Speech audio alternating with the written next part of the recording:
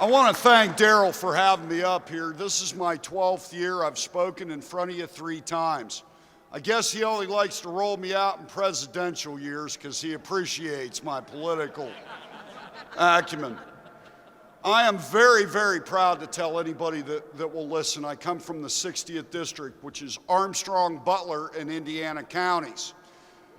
In the most recent 2010 census, Armstrong County was found to have, and I get really warm and gushy, so if I start crying, just keep it to yourself. We are the 4th most heavily armed county in the United States per capita.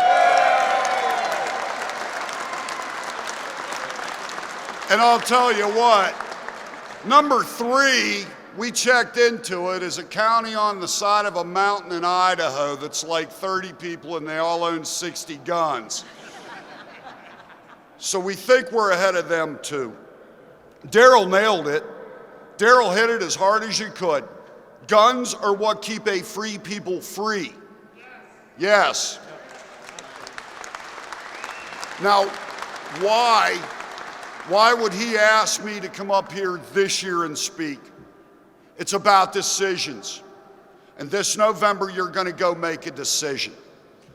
And you're going to walk into it, may be a touch screen like it sheets. It may be the old school lever machine. It could be those fill in the bubble sheets. And you're going to throw your bean into the pot over who you think is going to best lead this nation, this Commonwealth, and your municipalities.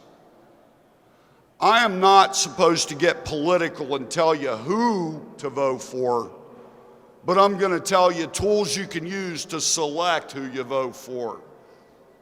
On one hand, we have a guy that went to the New York Military Academy, studied arms training, all of that. And on the other, you got a lady trying to outleft her opponent, telling everybody they're going to take every gun on earth. Not being political with you, but I think you know how this goes. Now, on our level, the state level, it's not very different than the national level. We have a head chief executive who happens to feel a lot of the same stuff the current president of the United States says. It's normally a safe bet when you see something coming out of his mouth. It's not going to be friendly to our cause. Keep this in mind when you walk into that booth and press that button. Now, I'm going to leave with one last note, and I'm not trying to get your favor or anything, but my dad passed away a couple of months ago. My dad was a U.S. Navy sailor during the 50s during what we thought was going to be an invasion of Crete. Oh, yeah. Yeah.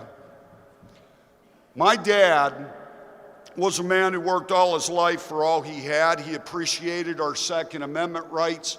And on the day he passed, he didn't hand me, the family handed me, a flintlock dated to 1763 that has belonged to our family and allegedly was used at the Battle of Germantown. To this day, that is the only firearms owned by my family that has ever fired a shot in anger. None of my firearms walk themselves down the street and open up randomly. Let's be honest about it.